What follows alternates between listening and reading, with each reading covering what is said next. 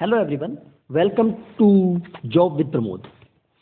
तो हमने previous 2 classes में एसआई के हमने जो मॉडल पेपर सॉल्व किए थे, प्रीवियस ईयर पेपर जो हमने सॉल्व किए थे, उसमें आज ये पार्ट 3 में लेकर के आपके बीच में फिर से हाजिर हूँ।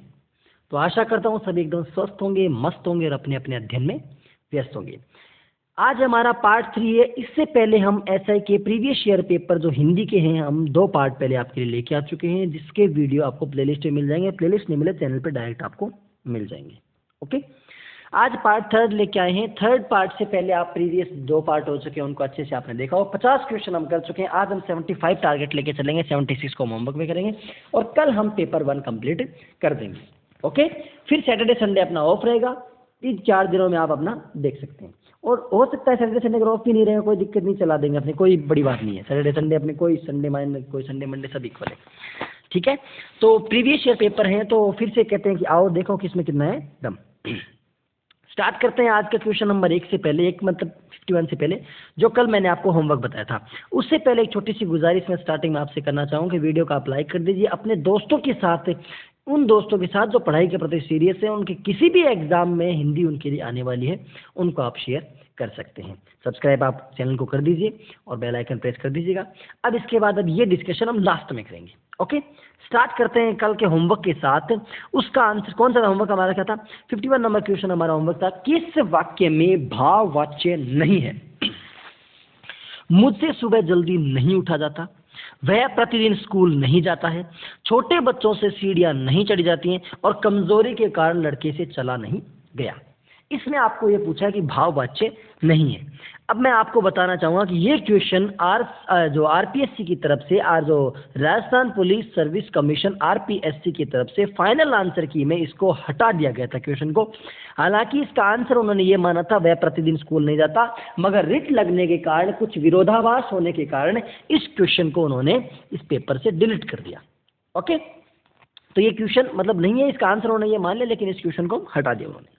अब चलते हैं आज के नेक्स्ट क्वेश्चन पे, 52 नंबर क्वेश्चन पे। इनमें वर्तनी की दृष्टि से कौन सा शब्द शुद्ध नहीं है? नहीं है पूछा है उसने। मत्स्य, वापस, सृष्टि और दृष्टा। क्लियर दिख रहा है मुझे, सर सोचने की जरूरत नहीं है। दृष्टा, ओके ठीक है। अब आप सोचोगे कि सर वापिस होता है, वापिस बोलते हैं, वापिस नहीं होता है, वापस होता है। वापस कीजिए उस काम को। ओके, वर्तनी की दृष्टि से शुद्ध शब्द है बुधवार, दंपत्ति, द्वितीय, वयस्क। कौन सा है? बिल्कुल क्लियर दिख रहा है, दंपत्ति is the right answer. Okay, next चलते हैं 54 नंबर क्वेश्चन पे।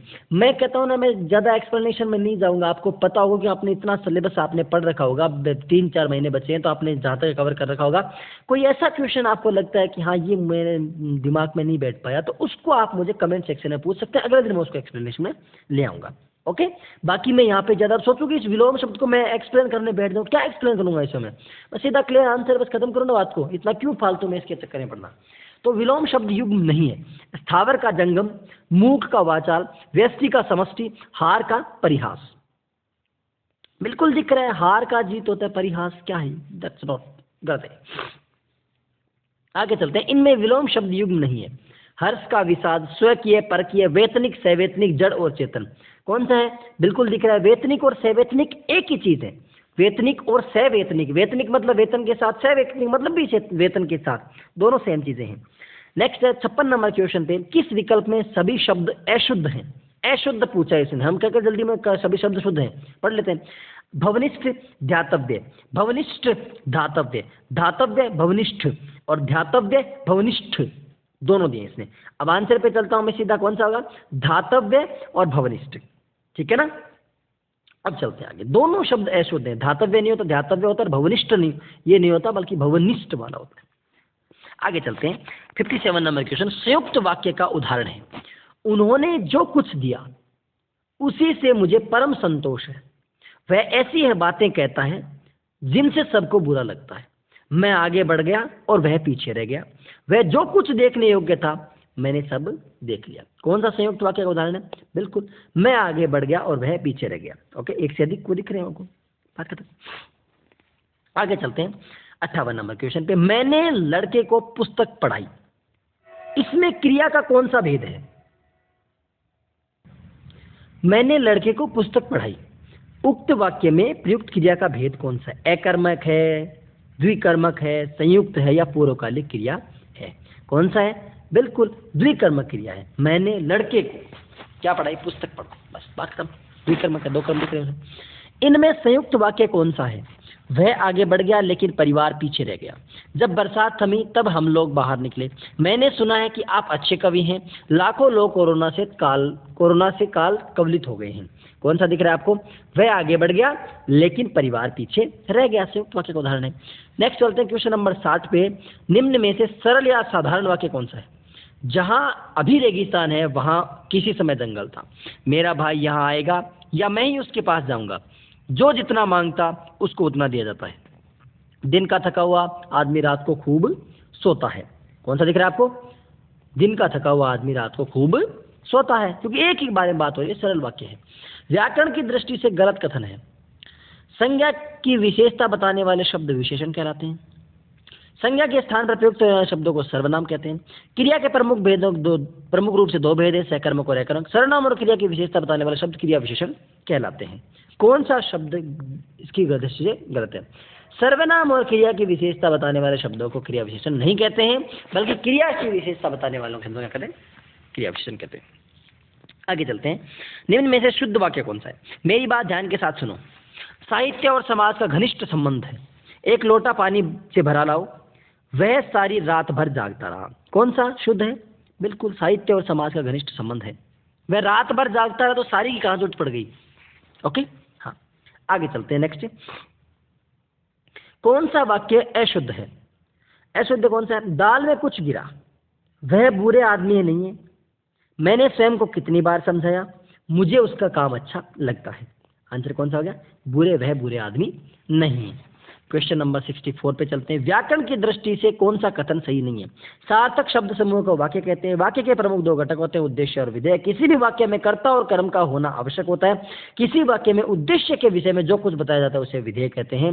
मुझे एक लाइन दिख रही है, किसी वाक्य में कर्ता और कर्म का होना आवश्यक है। बिल्कुल आवश्यक नहीं है। कर्ता नहीं हो तो भी चलेगा, कर्म नहीं हो तो भी चलेगा। ठीक है, आगे चलते हैं। कौन सा वाक्य शुद्ध है? यह बात जब मैं छोटा था उस समय की है। बकरी को बारीक काट कर घास खिलाओ। काटा कर गलती लिखा है। वह पुस्तक जो अलमारी में रखी है वह बहुत अच्छी है। मुझे शिक्षाप्रद कहानियों की पुस्तक चाहिए। कौन सा वाक्य शुद्ध है? मुझे शिक्षाप्रद कहानियों की पुस्तक चाहिए। नेक्स्ट चलते हैं। कौन सा वाक्य शुद्ध नहीं है? बेफालतू बात मत करो, गलत है। देश के सभी लोग एकजुट हैं। हमें शुद्ध भाषा का प्रयोग करना चाहिए। कहानी सुनकर हमें आनंद आया। कौन सा है? बेफालतू बात मत करो। ये क्या पूछा था इसने? कौन सा वाक्य शुद्ध नहीं है? बेफालतू बात मत करो, ये गलत है। निम्न में से शुद्ध वाक्य कौन सा है? तेरी बात सुनते सुनते कान पक गए। वे शब्द काल चक्र के पहिए के नीचे पिस गए। हमारे देश में अनेक रमणीक स्थल हैं। यही वे कारण हैं जिनके कारण वह परेशान है। कौन सा वाक्य शुद्ध है? हमारे देश में अनेक रमणीक स्थल हैं। आदि और आदि शब्द युग्म का सही अर्थ है। आदि का मतलब आदिवासी और आरंभ, आरंभ और अभ्यस्त, आरंभ और आदिवासी, अभ्यस्त और आरंभ। ओके, चलते हैं। आदि का मतलब होता है आरंभ और आदि का मतलब होता है अभ्यस्त। यानी मैं उसका आदि हो गया, मैं उसका अभ्यस्त हो गया। आदि काल से चला है, आरंभिक रूप से चला है। आदि का अंत होता है ना। किस विकल्प में शुद्ध वाक्य है? वह पुत्रवत प्रजा का पालन करता है था। हरिश्चंद्र ने के समीप कोई सत्यवादी नहीं हुआ। आपकी सौभाग्यवती कन्या का विवाह कब होगा? अश्वमेघ का घोड़ा पकड़ा गया। शुद्ध कौन सा है? बिल्कुल दिख रहा है, अश्वमेघ का घोड़ा पकड़ा गया। आपकी सौभाग्यवती, फिर कन्या लिखने का सौभाग्यवती हो गया ना।